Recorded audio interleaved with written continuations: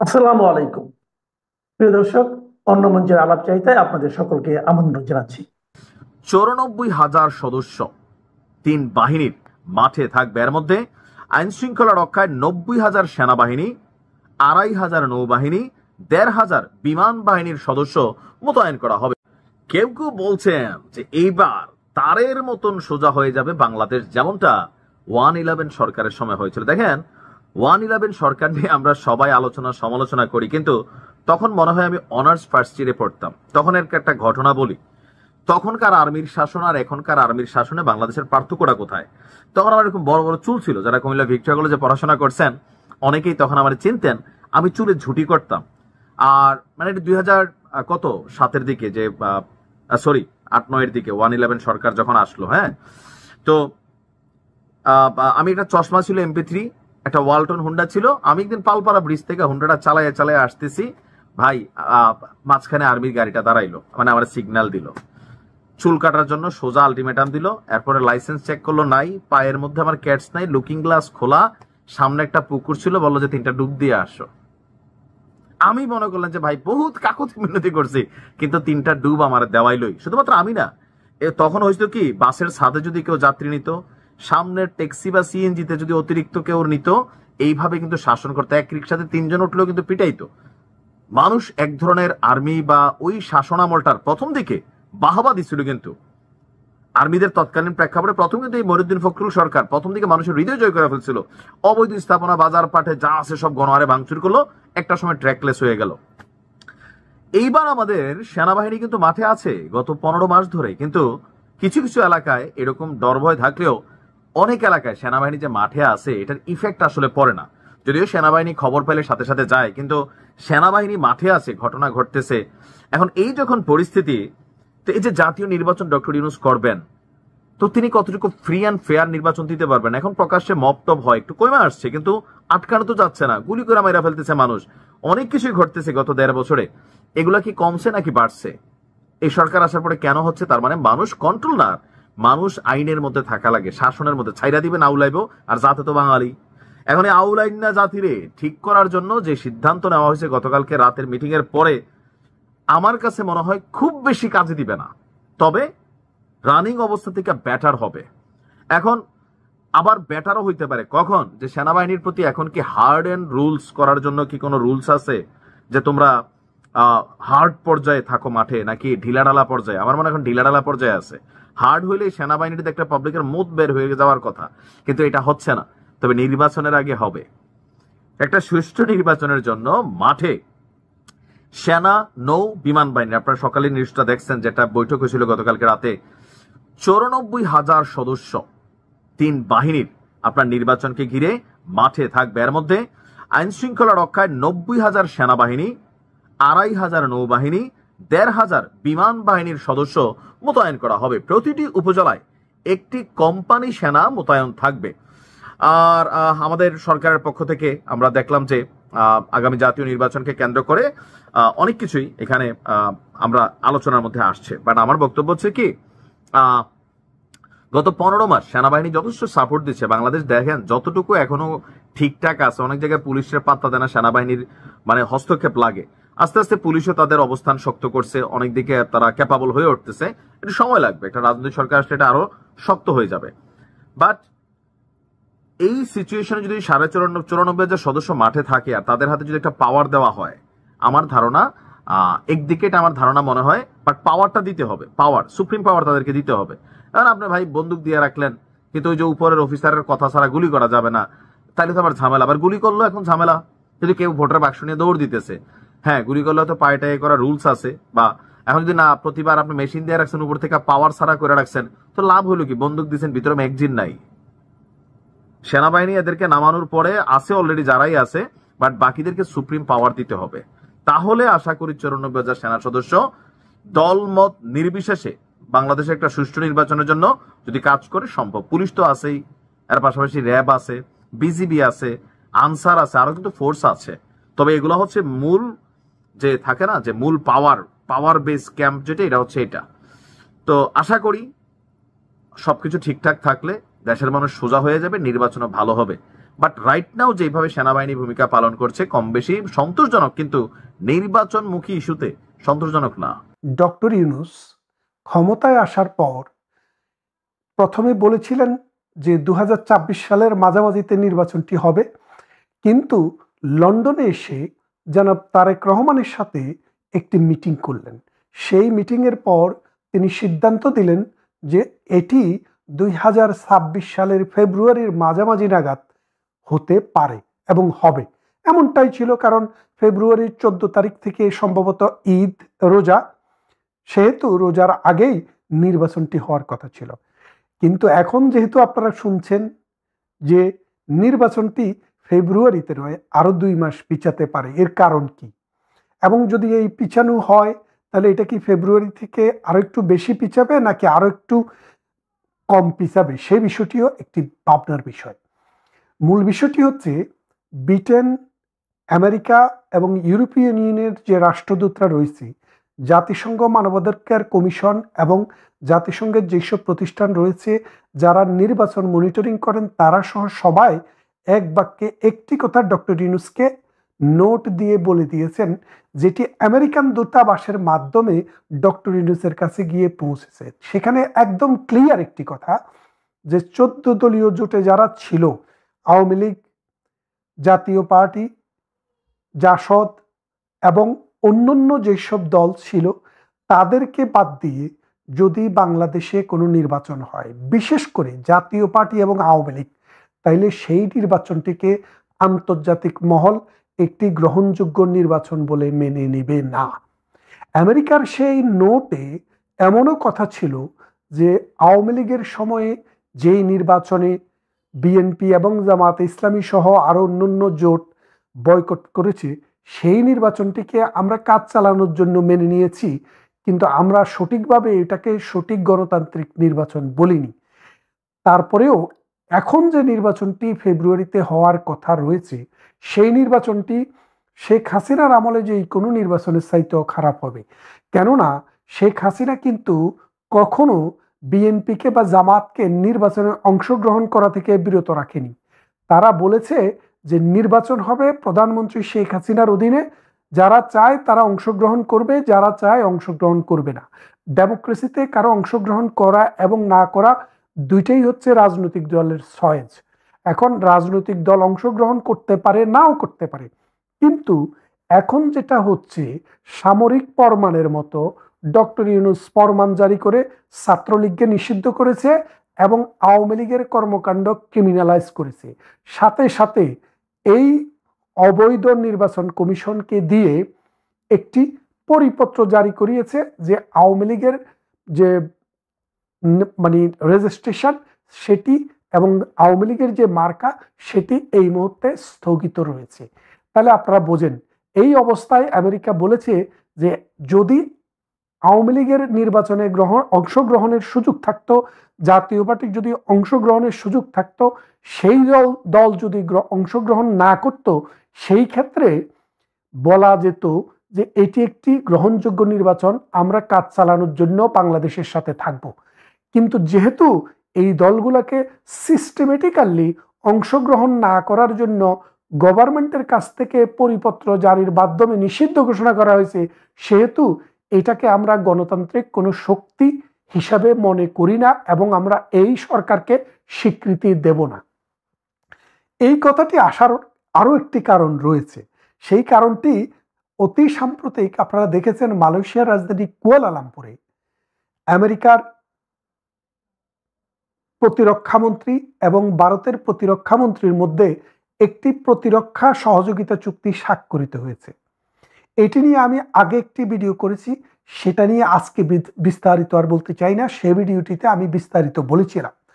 ওই চুক্তিটি হওয়ার পর আমেরিকার কাছে এখন একটা অব্লিগেশন হয়ে গেছে যে বাংলাদেশে যদি আওয়ামী লীগ এবং বাম দলীয় যেই সব জোট আওয়ামী লীগের সাথে ছিল এবং জাতীয় পার্টি, এই কটি দল যদি নির্বাচনে না থাকে, সেই ক্ষেত্রে বিএনপি এবং মৌলবাদী শক্তিরা বাংলাদেশের রাজনীতিকে নিয়ন্ত্রণ করবে। সেই নির্বাচনের মাধ্যমে যদি কোনো সরকার গঠিত হয়, সেটি একটি মৌলবাদী সরকার হবে জঙ্গিবাদ আস্তানা বাঁধবে এই দক্ষিণ পূর্ব এশিয়াতে।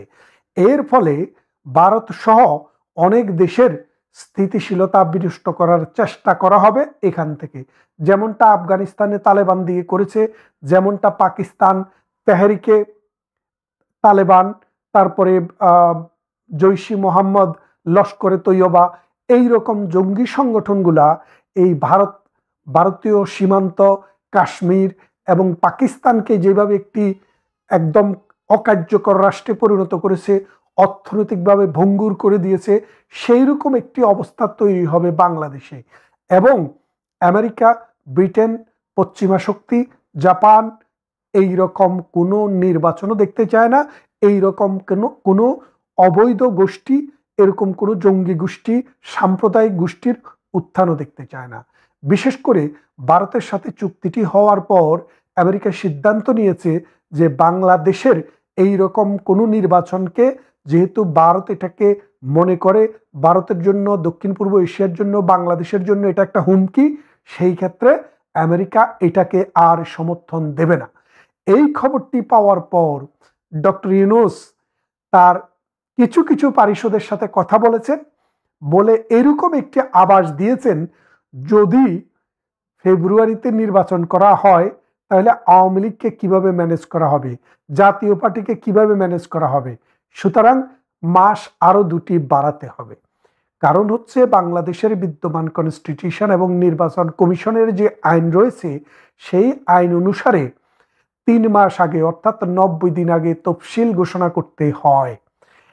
তফসিল যদি 3 মাস আগে ঘোষণা করা না হয় তাহলে কনস্টিটিউশনাল যে ল সেটাকে ভায়োলেট করা হবে। যদি 12ই ফেব্রুয়ারি নির্বাচন করতে হয়, অন্তত 12ই নভেম্বর, আজ থেকে 12 দিনের মধ্যে তফসিল ঘোষণা করতে হবে। যদি এই তফসিলটি ঘোষণা করতে না পারে তাহলে নির্বাচন কমিশন নিজেই কনস্টিটিউশন ব্রিচের জন্য দায়ী হবে এবং তার বিচার হবে বাংলাদেশে। তাহলে আপনারা বোঝেন নির্বাচন কমিশন কি ফাটাবাসের মধ্যে পড়ছে। তাহলে নির্বাচন কমিশনের হাতে অপশন হলো, যদি 12ই নভেম্বরের পরে কোনো তফসিল ঘোষণা করতে হয় তাহলে নির্বাচনের তারিখও পিছিয়ে যাবে, আর সেইভাবে তারা তাদের কনস্টিটিউশনাল যে রেসপন্সিবিলিটি সেটা পালন করার চেষ্টা করবে। এখন আপনারা জানেন, যখন 5ই আগস্ট ঘটে 2024 সালে, তারপর পর বাংলাদেশের সেনাবাহিনী প্রধান একটি বক্তব্য দিয়েছিলেন, রেডিওতে টেলিভিশনে সেটি প্রচার হয়েছে। সেই বক্তৃতায় তিনি বলেছেন, আমরা ডক্টর ইউনূসের যে সরকার বা যে তত্ত্বাবধায়ক যে সরকার আসবে, অন্তর্বর্তীকালীন যে সরকার আসবে, সেই সরকারকে 18 মাস সময় দেব। কত মাস? 18 মাস।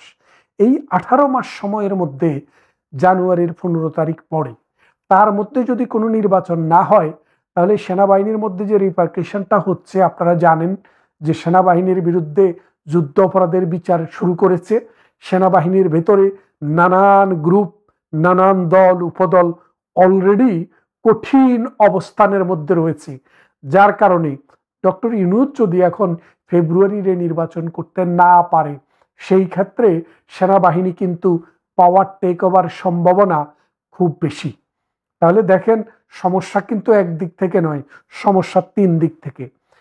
প্রথম সমস্যাটি হলো, ডক্টর ইউনূস ওয়াদা করেছে এই তারেক রহমানের সাথে যে তিনি ফেব্রুয়ারির প্রথমার্ধে অর্থাৎ 15 দিনের ভেতরে, তো 12 তারিখে যেহেতু রোজা, সেহেতু 12 তারিখটা 15 তারিখে রোজা, সেহেতু 12 থেকে 13 তারিখ 14 তারিখের মধ্যেই নির্বাচন সমাপ্ত করতে হবে। তাই এই নির্বাচনটি করার জন্য তিনি ওয়াদাবদ্ধ। এখন অলরেডি আপনারা জানেন, ডক্টর ইউনূসের সরকারকে এই তার যে পুত্র এনসিপি তারা বলেছে এটা মুনাফেক, মানে ডক্টর ইউনূসের সরকার এবং ডক্টর ইউনূসকে বলেছে তারা কথা দিয়ে কথা রাখে নাই, তারা মুনাফেক। এক। দ্বিতীয়ত, বিএনপির নেতারা গতকাল বলেছেন যে জুলাই সনদে আমরা যেটিতে স্বাক্ষর করেছি সেখানে কিন্তু নোট অফ ডিসেন্ট ছিল, কথা ছিল, সেগুলো সেই মানে ডকুমেন্টসের মধ্যে থাকবে, কিন্তু সেটা না দিয়েই তারা এটাতে ডিক্লারেশন জারি করেছে। সুতরাং ডক্টর ইউনূসকে তারাও বলেছে মুনাফেক এবং তারাও বলেছে মিথ্যাবাদী, প্রতারক।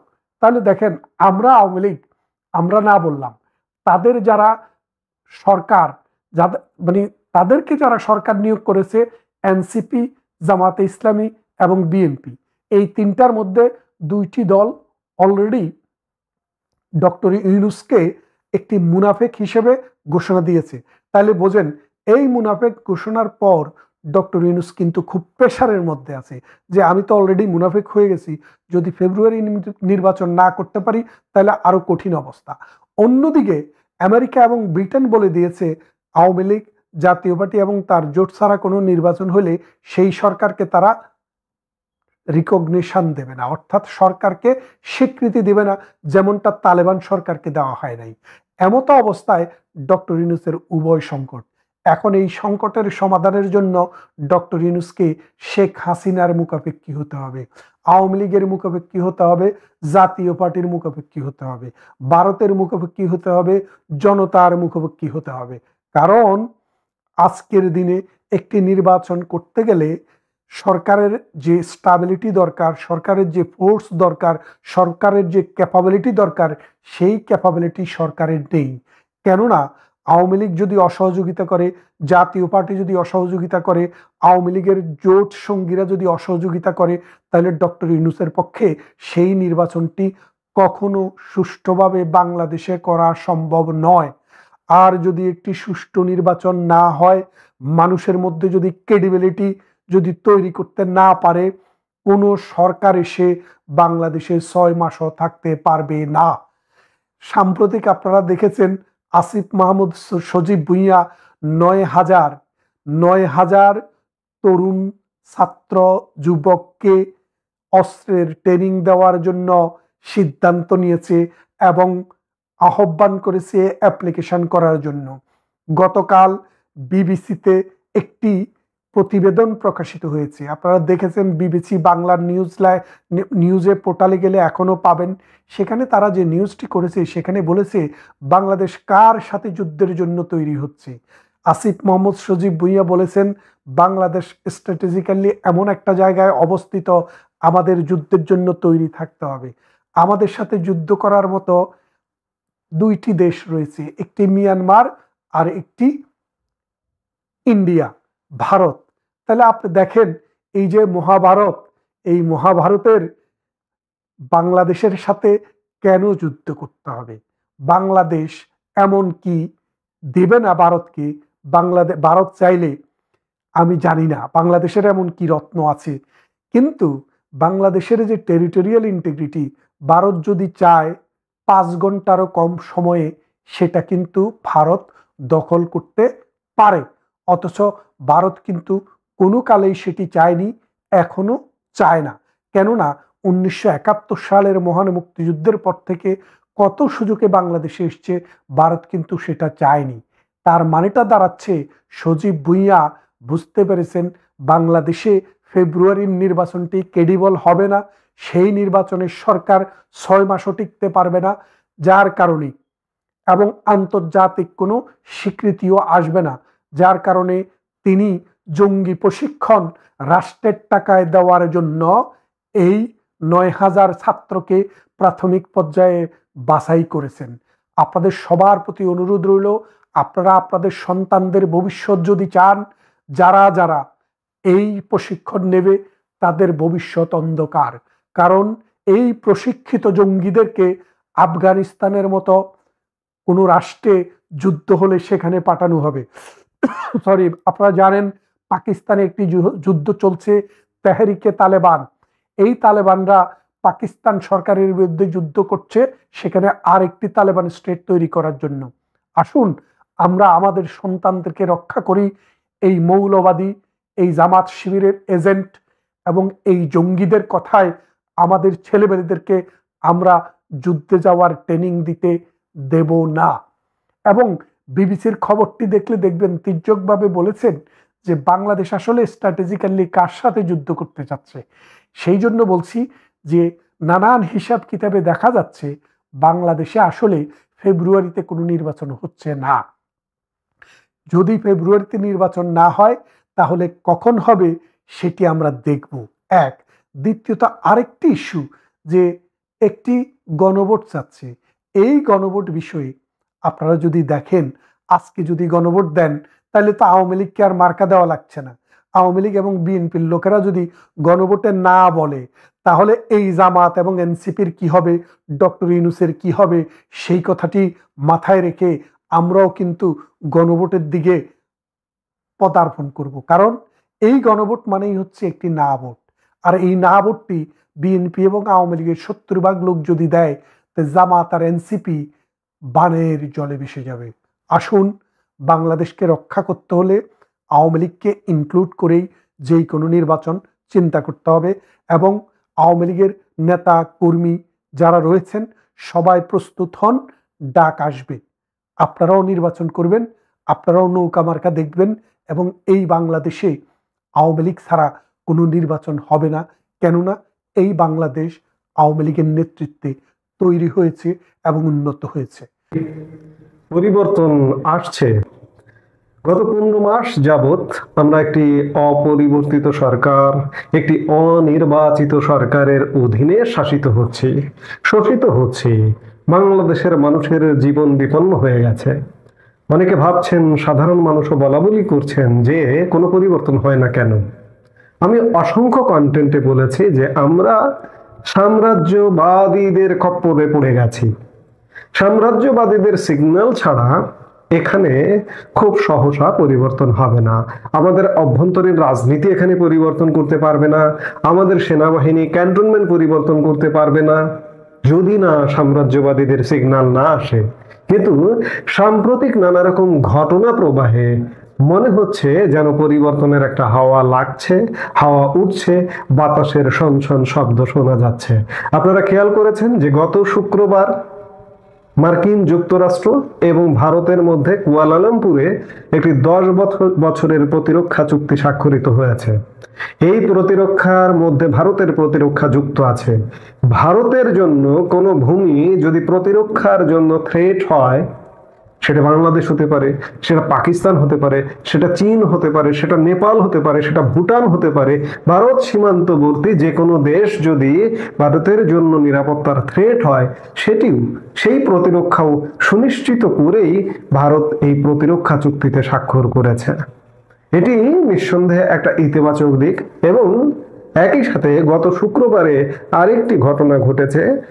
মার্কিন জাতীয় গোয়েন্দা পরিচালক তুলসী গ্যাবার্ড শুক্রবার মধ্যপ্রাচ্যের কর্মকর্তাদের বলেছেন যে রাষ্ট্রপতি ডোনাল্ড ট্রাম্পের অধীনে আমেরিকার শাসন পরিবর্তন বা জাতি গঠনের পূর্ব কৌশল শেষ হয়ে গেছে। তিনি তার এই বক্তব্যের মাধ্যমে এটি বোঝাতে চেয়েছেন যে বাইডেন প্রশাসনের মাধ্যমে পৃথিবীর প্রান্তে প্রান্তে যে রেজিম চেঞ্জ, এই রেজিম চেঞ্জের এই ধারা ডোনাল্ড ট্রাম্প প্রশাসনের আমলে এটিকে শেষ করে দেওয়া হয়েছে। বাহরাইনে International Institute for Security Studies কর্তৃক আয়োজিত বার্ষিক নিরাপত্তা শীর্ষ সম্মেলন মানামা সংলাপের আগে তুলসী গ্যাবার্ডের মন্তব্য, এই বছরের শুরুতে মধ্যপ্রাচ্য সফরে ট্রাম্পের দেওয়া মন্তব্যের উপর জোর দেওয়া হয়। তুলসী গ্যাবার্ড আরো বলেন, ট্রিলিয়ন ট্রিলিয়ন ডলার খরচ, অসংখ্য মানুষের মৃত্যু, বিনিময়ে বন্ধুর চেয়ে শত্রুর সংখ্যা বৃদ্ধি এবং আইসিসির মতো ইসলামী সন্ত্রাসবাদের উত্থান এবং অনেক ক্ষেত্রে আরো বেশি অনিরাপদ পরিস্থিতির সৃষ্টি, সেই বিদেশ নীতির যুগ শেষ হয়ে গেছে। এই দুটো ঘটনাকে কি আমরা সাম্রাজ্যবাদীদের কর্তৃক একটা বিশেষ সিগন্যাল হিসেবে দেখতে পারি কিনা? ভারতের সঙ্গে প্রতিরক্ষা চুক্তি এবং তুলসী গ্যাবার্ডের এই বক্তব্য এবং আরো কিছু আলামত সুস্পষ্ট হয়ে উঠছে। মার্কিন সাম্রাজ্যবাদ এখান থেকে সরে গেলেও মার্কিন সাম্রাজ্যবাদের নাম ভাঙ্গিয়ে কিছু কর্মকাণ্ড এখনো পর্যন্ত পরিচালিত হচ্ছে। বিশেষ করে পাক উপস্থিতি, পাক পরিকল্পনা, পাক হস্তক্ষেপ আমাদের অন্ততপক্ষে বাংলাদেশে জারি আছে। সেগুলোর বিরুদ্ধে ভারতও কিন্তু অ্যালার্ট এবং ভারত সেই মোতাবেক ব্যবস্থা নিচ্ছে বা ব্যবস্থা নেবারও প্রস্তুতি রাখছে। আপনারা ইতিমধ্যেই জানেন যে চীন এবং বাংলাদেশ সীমান্তের কাছে বিশেষ মহড়া চালাবে ভারত। এজন্য দেশটি সবচেয়ে দীর্ঘ সময়ের জন্য নোটাম জারি করেছে এবং এটি বলা যায় যে ইতিহাসে সম্ভবত প্রথমবারের মতো আগামী 6 নভেম্বর থেকে ভারতের উত্তর পূর্ব সীমান্ত জুড়ে এই মহড়া চালাবে ভারতীয় বিমান বাহিনী। নোটাম জারির কারণে ওই সময় অন্য কোনো যাত্রীবাহী বা বাণিজ্যিক বিমান ভারতীয় আকাশের ওই পথ দিয়ে উঠতে পারবে না। বিশেষজ্ঞদের মতে আসন্ন পশ্চিমবঙ্গ বিধানসভা নির্বাচন এবং একই সাথে বাংলাদেশের আসন্ন জাতীয় সংসদ নির্বাচনের আগে আগে এত বড় মহড়ায় ইঙ্গিত স্পষ্ট যে প্রতিবেশী দেশ থেকে অনুপ্রবেশের পথ বন্ধ করা হচ্ছে। সম্প্রতি পাকিস্তানের জয়েন্ট চিফস অফ স্টাফ কমিটির চেয়ারম্যান জেনারেল শাহির শামশাদ মির্জাকে বাংলাদেশের প্রধান উপদেষ্টা ডক্টর মোহাম্মদ ইউনূস একটি আর্ট ওয়ার্ক বা শিল্পকর্ম উপহার দেন। তাতে উত্তর পূর্ব ভারতের 7টি রাজ্যকে বাংলাদেশের অন্তর্ভুক্ত করে ম্যাপ আঁকা হয়েছে বলে দাবি করা হয়। বাংলাদেশ পাকিস্তানের সাম্প্রতিক এই ঘনিষ্ঠতাকে মোটেই ভালো চোখে দেখছে না ভারত। বাংলাদেশ নেতৃত্বের সাথে গত কয়েকদিন ধরে পাকিস্তানের সখ্যতা বেড়েছে বলে আন্তর্জাতিক স্তরে আলোচনা চলছে। এই অবস্থায় এই মহড়া অত্যন্ত গুরুত্বপূর্ণ বলে মনে করছেন ভারতীয় নিরাপত্তা বিশ্লেষকরা।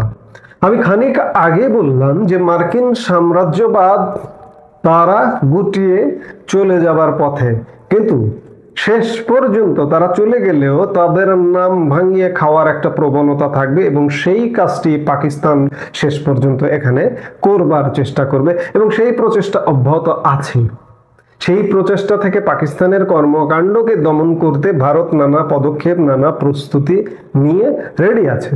এই যে নোটাম জারি করলো, এটিও ভারতের পূর্ব সীমান্তের ইতিহাসে এটিও একটি নজিরবিহীন ঘটনা। ভারতের বিমান চলাচল নিয়ন্ত্রণ কর্তৃপক্ষ আকাশপথে নিরাপত্তা ও মহারানার জন্য এই বিজ্ঞপ্তিটি জারি করেছে। আমরা কদিন আগে শুনেছিলাম যে প্রধানমন্ত্রী নরেন্দ্র মোদী ভারতীয় বেসামরিক বিমান চলাচল মন্ত্রীর সঙ্গে একটা বৈঠক করেছিলেন। 3 বাহিনী প্রধান ছিলেন, সর্বাধিনায়ক ছিলেন সশস্ত্র বাহিনীর, এবং বিমান চলাচল যে মন্ত্রী এভিয়েশন মিনিস্টার সেই মিনিস্টারও ছিলেন সেই বৈঠকে। সেটারই কি ফল আজকে নোটাম জারি করা? এই যে নোটাম জারি করা হয়েছে, এই বিজ্ঞপ্তিটি উত্তর পূর্বাঞ্চলের চীন, মায়ানমার এবং বাংলাদেশ সংলগ্ন সীমান্ত এলাকায় প্রযোজ্য। ভারতীয় বিমান সেনার এই মহড়ার প্রধান উদ্দেশ্য হতে পারে সামরিক প্রস্তুতি যাচাই এবং আকাশ সীমার নিয়ন্ত্রণ ব্যবস্থা জোর করা। এই মহড়ার কারণে ভারতের বিমান বাহিনী আকাশপথে সামরিক ফ্লাইট পরিচালনা করতে পারে। যদিও এই মহড়ার নির্দিষ্ট করে কোনো কারণ ব্যাখ্যা করা হয়নি, তবে এটি ভারতের সামরিক ইতিহাসে একটি ব্যতিক্রম পদক্ষেপ হিসেবে চিহ্নিত করা হচ্ছে। সবকিছু মিলিয়ে মার্কিন সাম্রাজ্যবাদ এখান থেকে লেজ গুটিয়ে চলে যাবার সময় হয়ে গেছে। বাংলাদেশে অভ্যন্তরীণ রাজনীতি অস্থির। বাংলাদেশের রাজনৈতিক দলগুলো এই মুহূর্তে যদি দেখেন যে বর্তমান ইউনূস সরকারের বিরোধী সবার, বিশেষ করে জুলাই জাতীয় সনদ নিয়ে একদম বিরোধিতায় নেমে গেছে। আরেকদিকে বাংলাদেশে সাম্রাজ্যবাদের কারণে নানা রকম নড়াচড়া। আপনারা খেয়াল করলেন যে গতকাল 3 বাহিনী প্রধান উপদেষ্টা ডক্টর মোহাম্মদ ইউনূসের সাথে সাক্ষাৎ করেছেন।